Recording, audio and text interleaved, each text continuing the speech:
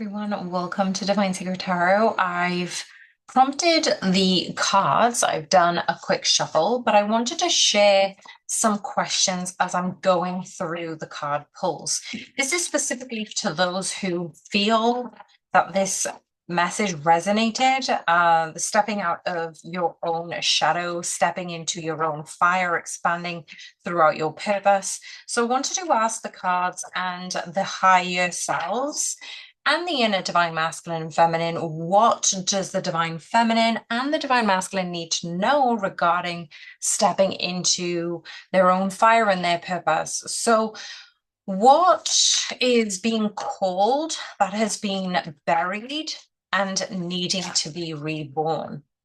What is being called, being long buried, and asked to be reborn? Now, we've got the King of Cups. For many of you who are listening to this reading today, you've been a beautiful empath, very open and forthcoming to other people's trauma, pain, accepting the responsibility to harbor their own pain and trauma because you didn't feel like anybody else was there for you. And the calling that you had in that previous season or seasons had meant that you had ignored your own feelings and your own worthiness because you were so busy trying to help others not feel how you felt, lonely, upset, no one to turn to.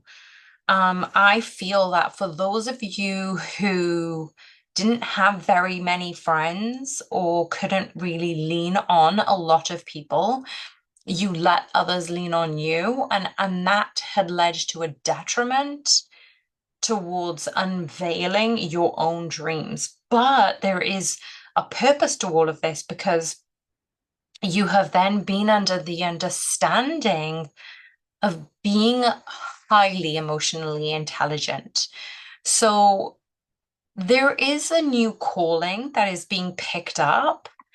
It's being the voice of compassion and empathy for others now needs to be targeted for yourself, and you're actually able to speak up about how you feel and what you want. And I feel as if this fire, this speech is being reborn. And at the bottom of the deck, we have the King of Swords. So as the King of Cups is the mastery of emotions, being open and fluid to what comes in, the King of Swords is saying you get to communicate what you feel, what you want to pave the pathway towards. So what do we need to know regarding the first flicker of the sacred fire that is being stirred? What do we need to know? And where can we feel the first flicker of the sacred fire being stirred? This is going to be a lot of sacral chakra energies for some of you. But some of you may be feeling in the root chakra, like you may be highly attuned to sexual energies right now. So let's just ask the cards of what we've got. We've got the Seven of Pentacles and the Star card.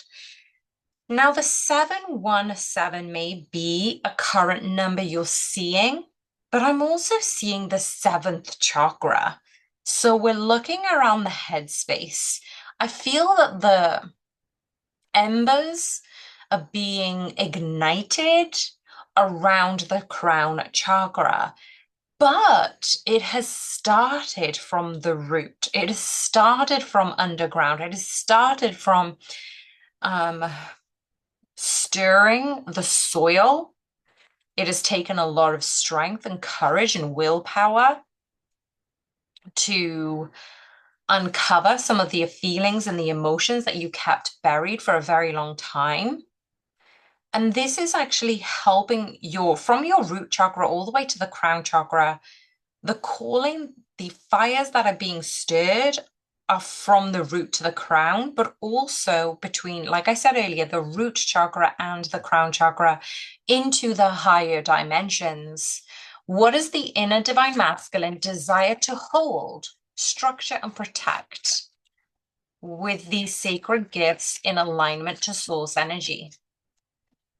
What is the divine masculine desire to hold, to structure, and to protect? One more card, please. Okay, we'll have two more cards here. So we've got the Tower card at the bottom of the deck.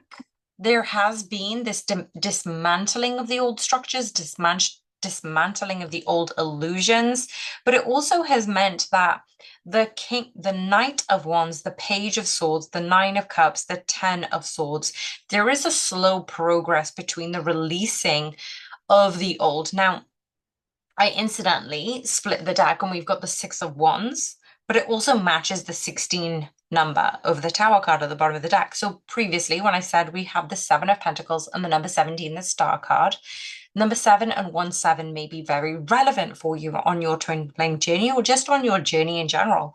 And we've also got the number 6-1-6. So it feels as if it's a countdown or a count up to continue to desire, to stoke the flame, to learn, to research, to understand. And this particular message is enhancing that level of abundance to express your sacred gifts, whatever they are. It could be speaking in public, it could be writing, it could be, all these different things. But this Ten of Swords is releasing the burden of that you can't. So previously, when you were so attached to other people's feelings, emotions, you wanted to be there for them because you didn't have somebody similar to help you. What I'm seeing here is you are asked to invite this deep, sacred sanctity within yourself. And that Ten of Swords is asking you to release the previous holds, the previous illusions, the previous structures that you thought was there to protect and express through you. So where are my listeners being guided, are invited to trust action over endless waiting? Now, the card, even before I finished saying that question, you are being invited to trust action over endless waiting because the High Priestess came out. A major arcana, the Queen of Wands, wanted to come out. And at the bottom of the deck, we have the Eight of Wands. So these cards are highly representative of inviting the higher guidance to take intentional action. So you're not just sitting idle doing nothing. You're actually being invited to trust the pause, trust the inaction. And when you do take action, it's intentional and purposeful. And that's where you're emerging from the darkness. And it feels as if for some of you may be thinking, well, nothing's happening in the physical, wait for it. And as in, you don't have to wait idly. You can still continue to put effort into those intentional manifestations. So what I'm saying here is you choose to wake up in the morning. The way you choose to wake up in the morning is intentional. The way you pick up your phone or you go straight into a meditation is all intentional. The way you choose to have a particular food for breakfast or 2 or 3 cups of coffees, it's all intentional. And a lot of times we end up thinking that we are just sitting idle and waiting, but it's in those small actions, it's in those intentional conscious behaviors that we are being asked to transmit into a higher level of consciousness. So what does the devotion to those who are listening and their divine purpose look like, even when no one can see it yet? What does it look like when nobody else can see it right now? What does it look like? Ooh, the King of Swords, but in the inverse. It's okay. You're coming up with these realizations that your purpose is going to get clarified the more and more action steps you take into feeling good about yourselves, healing yourselves, loving yourselves. these actionable steps that you're taking is actually not boastful. It shows that you don't have to prove yourself to others because you know what you're doing is intentionally aligned. And that's stopping you from speaking to random people about what is going on. At the bottom of the deck, we've got the World card. This is life changing.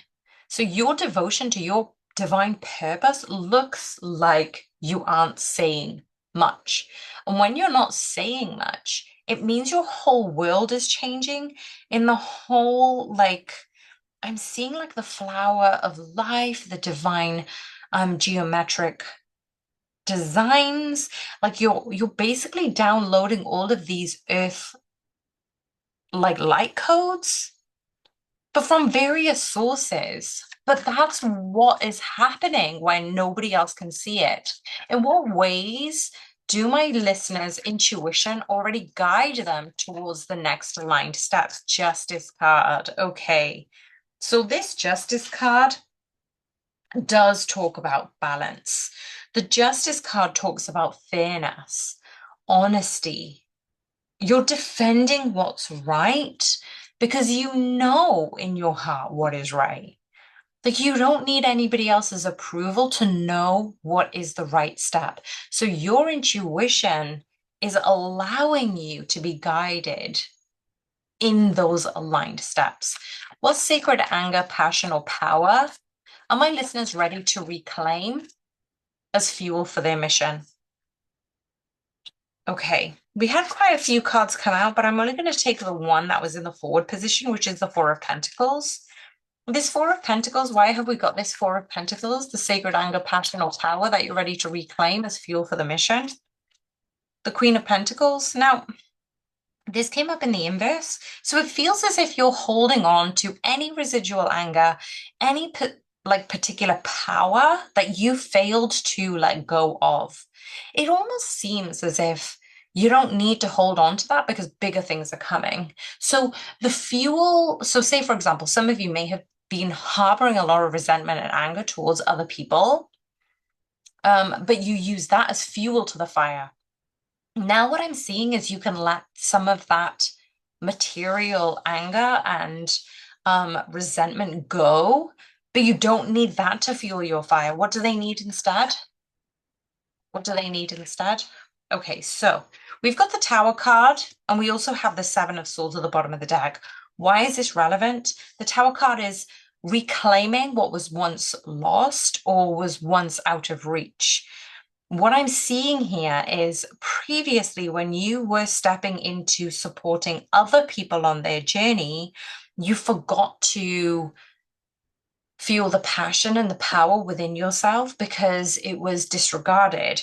It is continually discarded because other people's priorities deemed to be higher than your own. So it's almost as if you don't need other people's permission to make a move because other people's permission will always be in their highest and best good. So when you're fueling your mission, it's as if this epiphany will strike to you. And obviously, this is a general reading. Take the things that resonate, leave the rest. You're basically going to be hit with intuition and an epiphany regarding the things that have held you back. Like the way you used to talk to yourself, the way you used to belittle yourself, the way you probably punished yourself in ways that you no longer serves you going forward. So where have my listeners feared their own greatness and how can they honor it with courage? Where have they feared their own greatness and how can they honor it with courage? Okay, so the Three of Swords is, you know how I've heard a saying, it's saying nobody broke your heart, but your heart was broken because of the expectation you had on the other person. And this serves in any relationship. So, what I'm seeing here with the Three of Swords is you had you hadn't believed your own greatness. You had feared to think that God lives within you, that source energy and the divine masculine and feminine live within you. You're honoring these painful points these painful aspects of your journey to bring you more courage. What else do we need to know about this Three of Swords? What is one more card that we need to know about this Three of Swords? The Ten of Pentacles. Wow, look at that. We just see that in this current scenario where you have feared your own greatness, you couldn't see how beautiful this energy would lead to your legacy, would lead to abundance, would lead to so much more wealth and abundance when it comes to the security you crave, right? I feel like as if your parents probably worked really, really, really hard when you were younger, and that's how you learned to work hard in your current life. But it's also saying that you actually now get to honor bringing a different legacy into your family ancestral line. What practices or disciplines can the inner divine masculine build to ground the feminine magic into form? The practices and disciplines. The Hermit card. Okay, I'm super excited about this card because this card came up in the previous reading.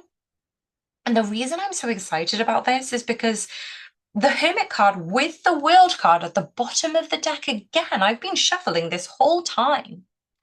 But the practices and the disciplines that your inner divine masculine can build upon is staying in your own divine light. So the Hermit card doesn't mean staying in the dark. It doesn't mean shying away from public events. It doesn't mean that you hide away from what is meant for you. What it does mean is maybe you do need to close your eyes in the middle of the day when it feels safe just to get back into your breath. Maybe it does mean opening your eyes into natural sources of nature, the environment that you are in. Maybe it means that you need to listen to more music. Certain practices and disciplines are going to be different for everyone, but what I'm seeing is you must cut out some of the senses in order to heighten one sense in particular. So, say, for example, the practices or disciplines that you can align with your inner divine masculine to ground the feminine magic could be to listen to your intuition more. The way you can listen to your intuition more is maybe ask yourself a question every day. Another way could be just closing your eyes and listening to a particular song that's uplifting. Another way could be movement on the mat, dancing, being in nature, taking your shoes and socks off and grounding your feet in the natural soil of the earth. And the bottom of the deck, we've got the World card, which just goes to show that this embodiment, this practice, is actually being of service into a higher purpose, which is what we're here to assess and claim. How can my listeners embody both soft chalice and the fierce sword? So the soft chalice and the fierce sword in service to love. Okay, we've got the Fool card, and at the bottom of the deck, we have the Two of Cups. Now, I had mistaken the chalice and the chalice and the bull and the sword. Remember, we've already got the King of Swords here on the table, but it's basically the reason that we had the King of Cups at the beginning of the reading and then the King of Swords is showing up because we can be both soft and sharp. We can be both kind and protective, right? We could be fierce, we can be gentle, but then because we're embodying both of these in service to love, it's opening up a new channel to the divine into your own inner masculine and feminine. But we're also seeing the Two of Cups as these two chalices coming together in union. So you're bringing in more of this higher vibrational frequency into the earth plane, which means it's not just for you, you're actually helping the collective by being this auric expansion of love. Where does my listener's soul most long to serve, regardless of recognition or outcome? Okay, two cards that wanted to come out. Knight of Pentacles, the Nine of Pentacles, and the Ten of Cups at the bottom of the deck. I really, really do like this set of cards that have come out in this particular order. Because those of you who are resonating with the messages already, please do click the like button. Let me know if this resonates in the comments box. Because no matter how much recognition, how little recognition, or anything regarding the outcome, you are being advised that this slow nature will harvest, will bring abundance, and it will bring the happiness that you have sought for, that you have longed for, that you have desired. And then how can we trust the timing of the sacred mission? How do we need to move today?